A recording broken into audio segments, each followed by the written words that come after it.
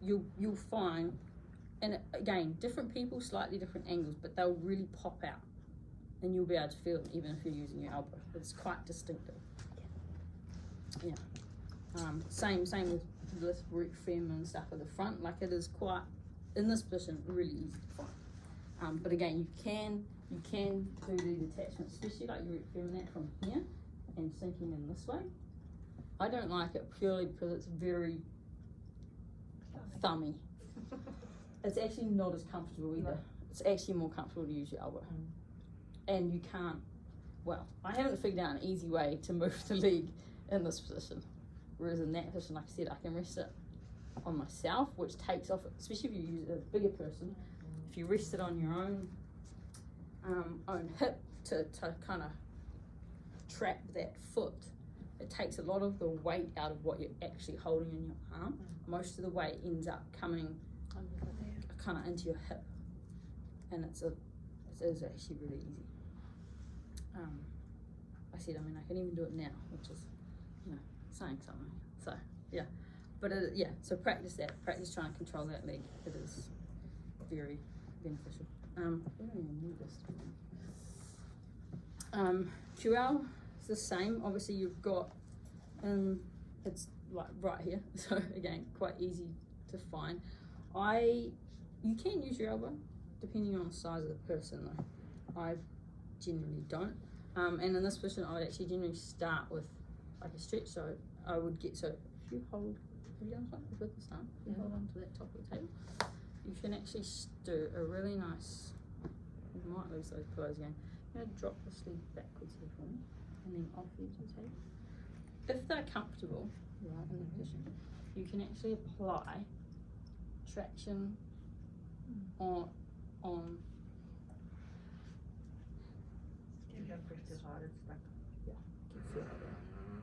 and for some people, just doing that will be a stretch enough in itself.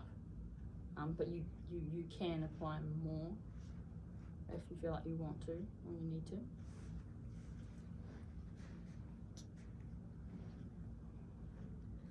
So that's quite a nice stretch for QL as well. If they can, just put that under there. Yep, I would actually treat QL more in this position because it opens it up a little bit more. If you have their leg too far forward, it actually tends to shrink that little gap that you actually get between the iliac crest and their ribs. So same again. I don't actually treat it a lot in this position, to be fair, but you can. It gives you great. That nice. The best part about this position is sinking onto the transverse processes, like I am here, is really easy because obviously they've popped up there nicely for you. But you do have to be a little bit more aware of your pressure because it is a lot easier to overdo it in this position. Would you treat them more in prone position if you're doing that then? I would normally start in prone, and say if I was treating, like QL, lats, glutes, that would be kind of your warm up, and then I might trigger point in this position because, like I said, you can, like, the pressure there to sink in is nothing. And even coming, so you can come from two directions. You can come from this way. Again, sinking onto transverse process, you have to be quite careful because in this position you can damage them. You can, they're a lot easier to have too much pressure. So you do have to be a little mindful of that. And you can also sink in from the back here as well, which she's not liking too much. Oh, no, that's fine. That one's okay. Yeah. But coming down this way, you don't like it. Yeah. So you can do it from this way or from this way. I wouldn't use your elbow just because generally it's too much. Like, you wouldn't need your elbow for most people, unless you were doing more of just, I might from this way, I might do a light kind of coming up and down just to create, again, a little bit more of a traction, or you can also do a fascial stretch before you start, like that, to open. So iliac crest. Make sure that the only thing here is obviously you don't want to get the floating ribs. It needs to be above the floating rib for, I think, fairly obvious reasons. And you can do a fascial stretch there. this also comes into play with lats and stuff, which obviously we're not going to do today, but this is a very similar. You could obviously, that is also a lat stretch with the leg off and the arm up, and the fascial stretch there is obviously you can use that all the way up. That kind of crossover, but you always have to anchor the iliac crest no matter where you're kind of going, because you don't want that moving. So when you, so just being mindful that obviously coming down onto the transverse process where those attachments are. In this position, it's a lot, we'll say sharper, as in you're coming directly onto it. Whereas in that, when you're in prone and you're sinking in, you're often not actually hooking far enough under to be directly onto the points of the transverse processes, where in this position you're going straight on. So that's what you should be a little mindful of. So as, again, you would generally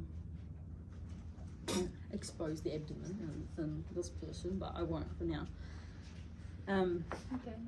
Are you okay with it? Yeah. Okay. I would normally have 2 towels. There's another one in the bag. Oh, I can just use that blanket. Yeah. Got it.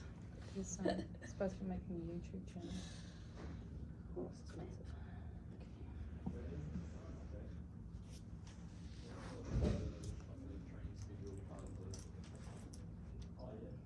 Makeshift small blanket. So I think she's like covering her up, yeah. This is not going to work quite as nice. I would actually normally use a small towel for the top.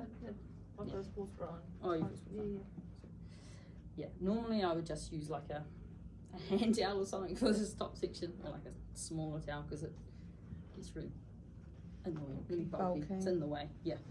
And then just tuck it along there. So now you also have a nice visual line for most people. No matter the size, they will, when they're in this position, because everything falls away. This is the advantage of this position for psoas, is it creates a very nice opening right where you need to be. Personally, I don't treat it much in this position, if I'm going to be perfectly honest. Mostly because you can't do the attachment on the leg in this position, and you can't do iliacus as well in this position. This is purely for psoas major. And again, you have to flip them into supine to do the attachment on the femur anyway, because I'm not going to try and sink round into her groin in this position, because it just doesn't work. But if you are treating a larger person, then this may be easier, especially when you're starting out, when you're still trying to get your feel as to where exactly it is and to try and find it. But again, you lose the advantage of not being able to use the leg to activate it. In supine, you can actually use a very small activation using the leg, and the muscle will pop out, so then you'll be able to feel straight away if you're on it. You can't use it in this position. So in this position, you're purely going off what you're feeling. So it does have an advantage and disadvantage.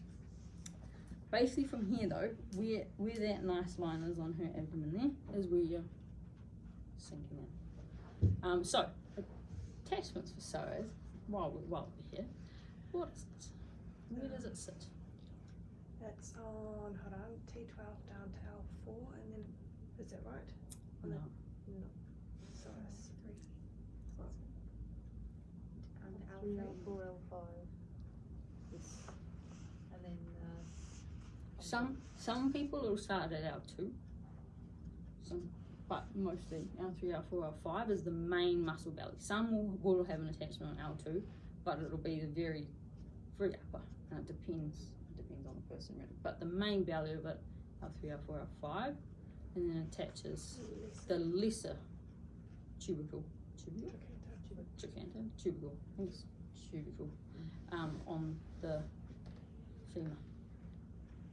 It's a little nodule which you'll be able to feel. Again, on most people, if they're in that position, it normally pops out right about there.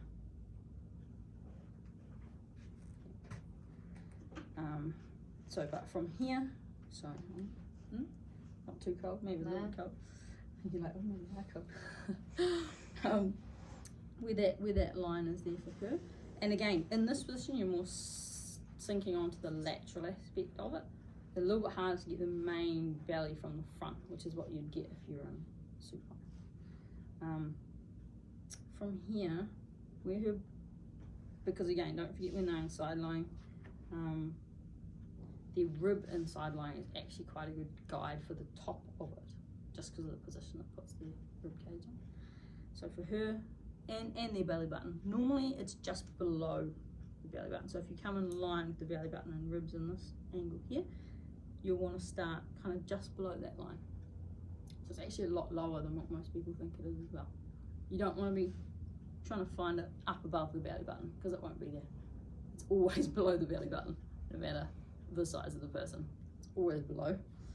And then again, if even in supine, basically with the edge of the rectus abdominis is where you're going to be sinking in. So you have to kind of go between rectus abdominis and where the obliques come through as well, and you basically sink. There is actually quite a nice little crevice that you can go through, and obviously being aware of organs, because you don't want to be massaging organs. There's quite a distinctive difference though in the feel of it, an organ versus a muscle, so you will realise that once you actually get in here. And I'll come around and show everybody anyway. But from here, literally, it's kind of like you have to almost start slightly too medial to collect skin, because you're going to have to kind of come out, down, and then back in. So if you try and sink straight in, you won't actually have enough kind of movement with the skin. So you generally start a little bit medial, kind of pull the skin over, and then sink. And it's right there. Yours is quite nice and easy to find. And you sink in and you'll feel it. For her, it's right there. Feel it? Again, you can't really test it in this position because you can't really utilise the leg. Not very easily anyway. And you're a little bit more limited in far of how you can go down as well. Again, this muscle is really little, so the movements you're doing, when you sink in, it's literally a very little friction. And then you would come out, move down, go in, friction. Come out, move down, go in, friction. Most people, again, in supine you can get a little bit lower. You would have about 3, like 1, 2, 3. Very small. Very small. So you literally coming, and you do have to kind of move the muscle out of the way, which is why you start on top, pull the skin over, drop under, and then you're sinking kind of on a, say, almost a 45-degree angle. So you're coming in, drop off the side of that muscle, and then sink past it, and then onto there. And that's all you can do inside that. I wouldn't treat iliacus in this position, purely because, again, it's a little invasive for one. You can, if you were to treat through the towel, you can. Sorry, it's not that nice in this position. Again, you would kind of pull the skin over. And up and under. It's not that pleasant in this position, I'm not gonna lie. Because you can't control, you have to use a lot more pressure in this position, so you can't kind of slowly sink in like you would if you were in supine. So again, I wouldn't genuinely do it because it's not that nice. Right, you onto the back.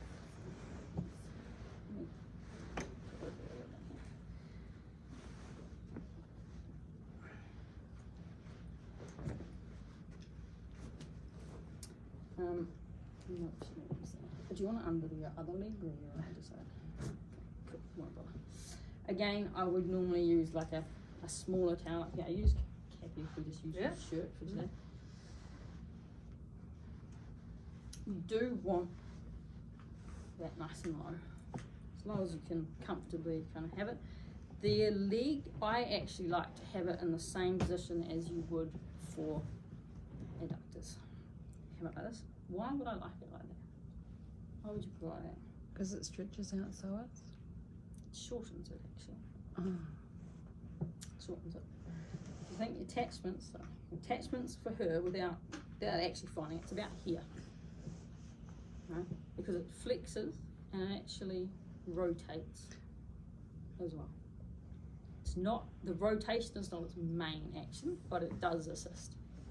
But just because of where the attachment is. The attachment is really quite medial. Like when her legs are attachments here, you rotate that back round.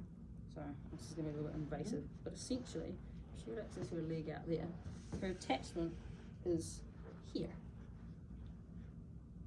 So theoretically, it's a minor rotator. I wouldn't say it's not its main function, but it does rotate. So in this position, it shortens it.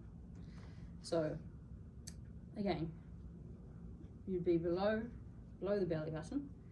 You want to think for most people, rectus abdominis is about 3 of their fingers, which our fingers are fairly similar size, so it'd be fair to say that, and you can actually see it on here anyway. But see, it is pretty much exactly 3 fingers. So again, you'd be coming in from here on that angle. So you'd be pulling across.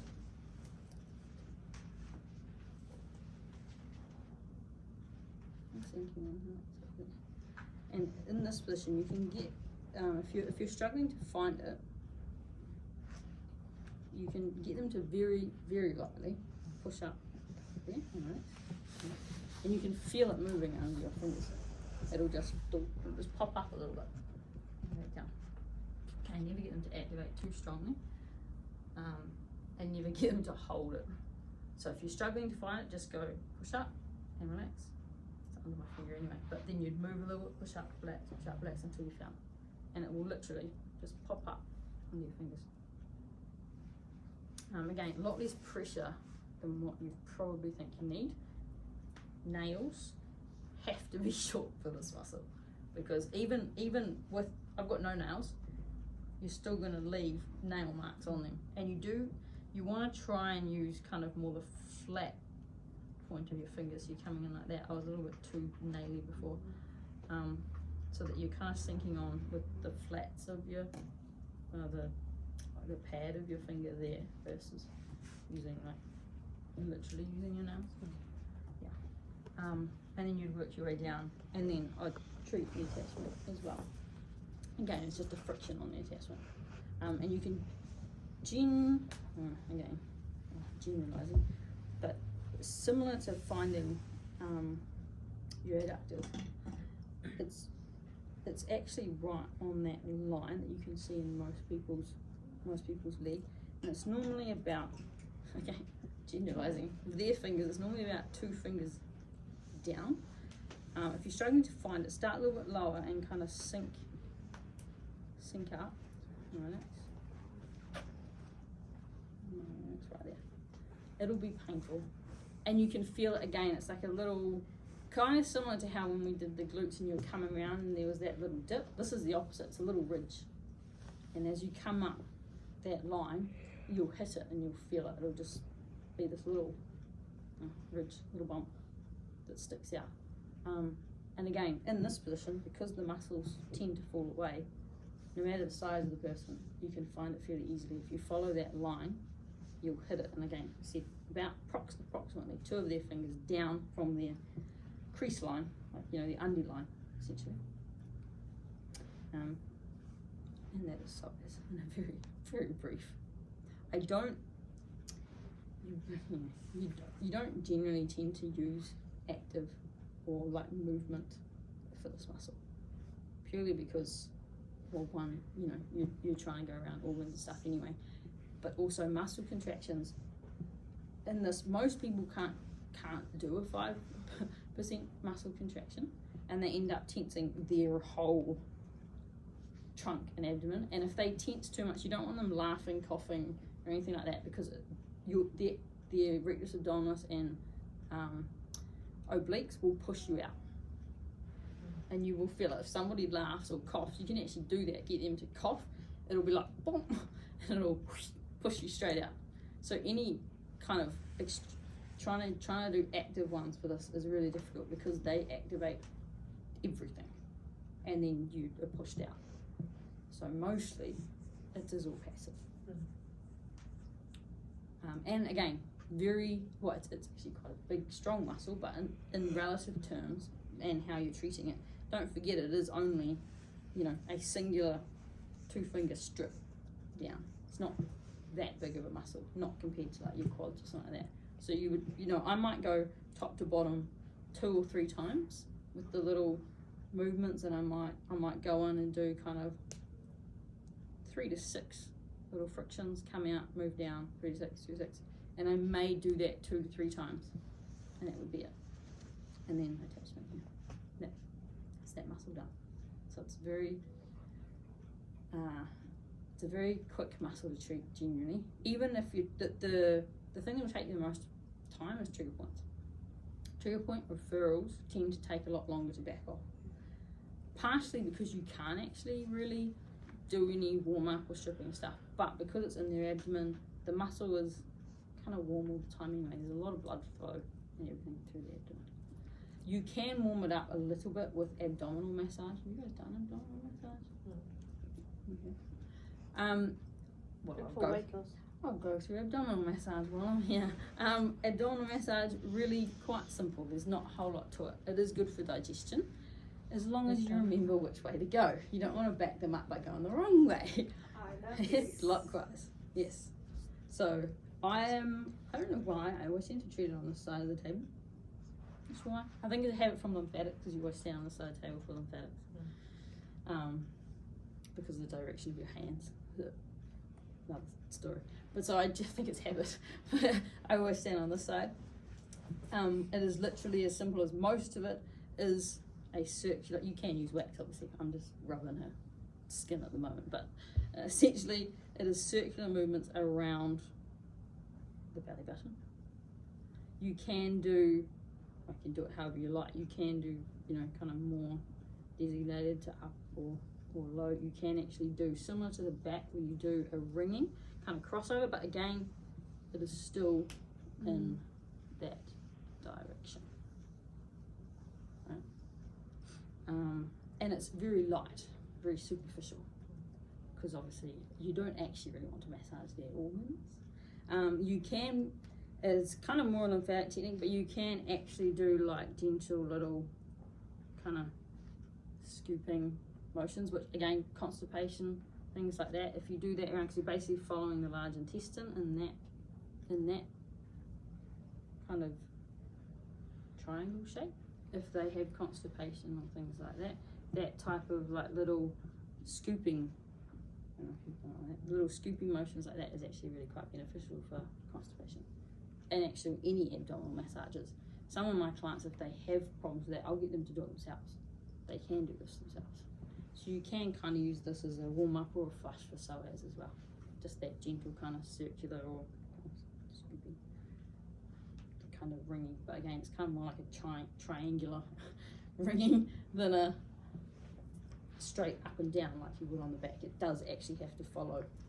Otherwise you can actually back them up. If you were to go that way, you would. So don't ever go backwards. Follow. Yeah, follow around.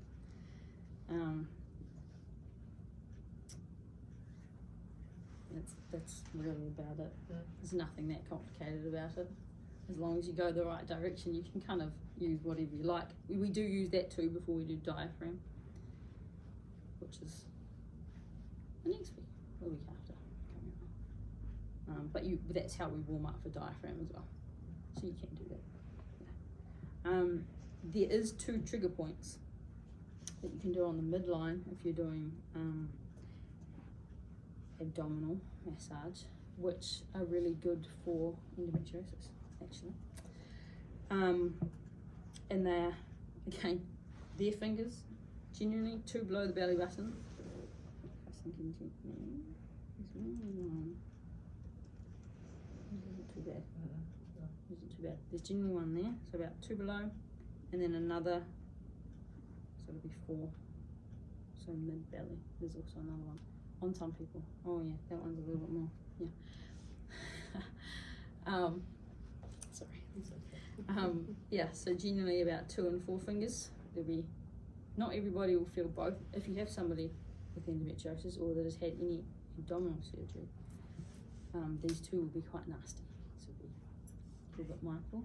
But if they do have digestive issues and things like that. These are actually, if you believe in Chinese medicine and meridians as well, these two are really good points to do for digestion. And like I said, any female issues, these will be horrible. Yeah. And they will refer, generally, it's the referral pattern's not like into the legs or anything, it literally just goes out across, out across your abdomen. Obviously don't do them on pregnant people, please. In fact, don't do any abdominal. I would hope that you'd never think to do abdominal massage on a pregnant person. Obviously you don't treat psoas on a pregnant person, you don't treat iliacs on a pregnant person. I think that's kind of common sense, but I have to say it anyway. So don't do these on pregnant people, please. But yeah, those 2 points are really good for digestion and any, I said, female issues. Iliacus, you can do it over the towel or without, not straight on the skin. There are a few ways to do it. You can do it on the same side, or you can do it opposing sides, depending on what you're kind of more strong in, whether you're more thumb dominant or if you're more finger dominant. And comfort of the person. Some people will find it's more comfortable one way or the other.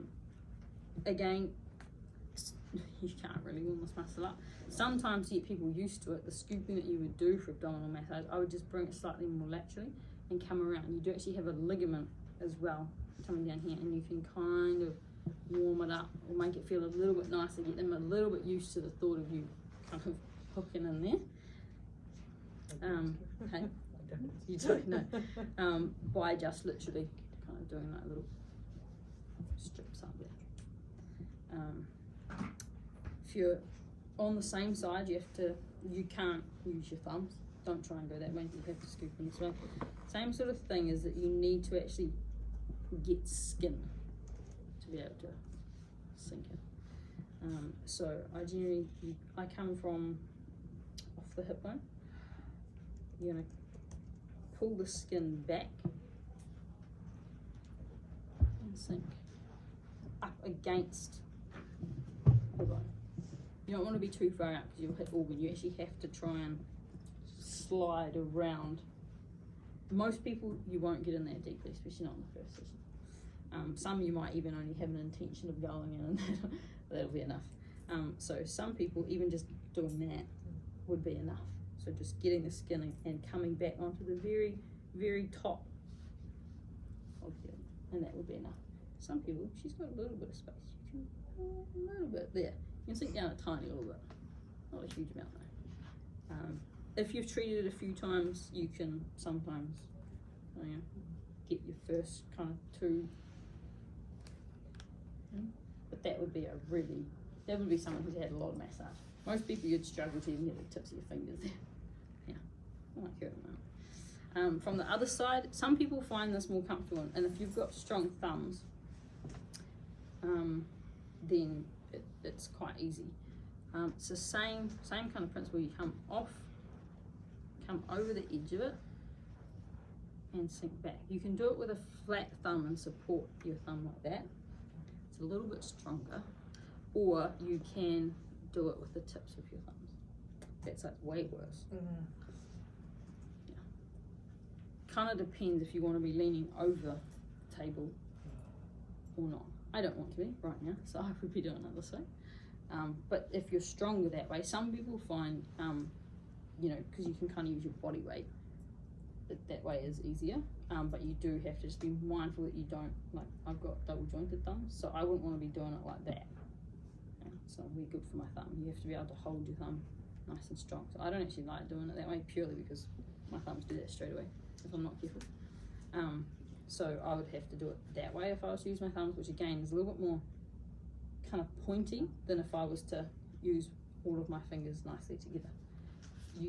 The more isolated it is in terms of if you just like, you don't want to go in with one thumb like that there, because that's going to be, one, it's going to take you forever because you have to like go around. But two, to the brain, because it's more isolated, it's actually more painful, even if it is the same pressure. So if you can spread it out, it kind of spreads the pain in some ways. I don't know why.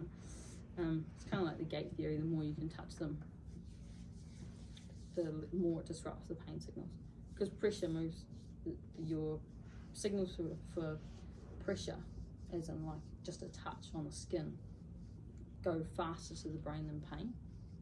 So that's why when you bump yourself, you rub it naturally, because it actually reduces the pain signals that get through. So the more touch you have, that's why we always recommend full-handed touch where possible, because it helps disrupt the pain signals. Makes sense? And that's all you do for iliacus. It's the same. You potentially, like, you can kind of do that whole, again, if they're comfortable, you can kind of do that whole two hands width. But again, you're literally sinking in.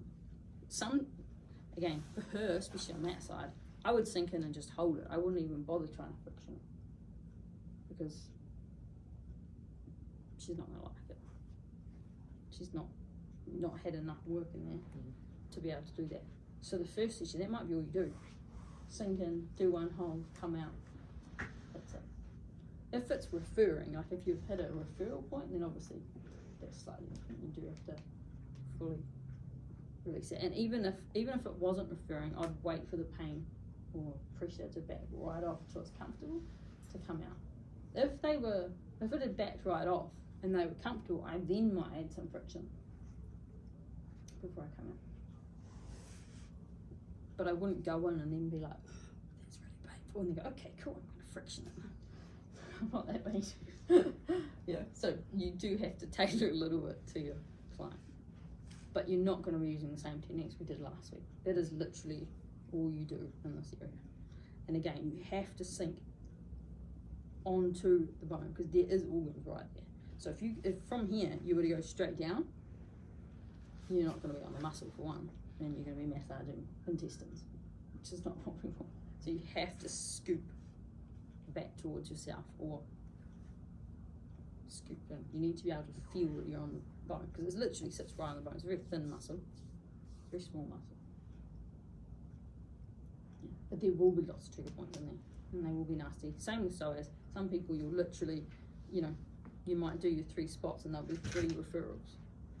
In that case, I wouldn't do it 3 times, because it would have taken you a while to release them anyway. If they were full of trigger points like that, I would just release, finish. Because you don't want to be doing more than that anyway, right? Yeah.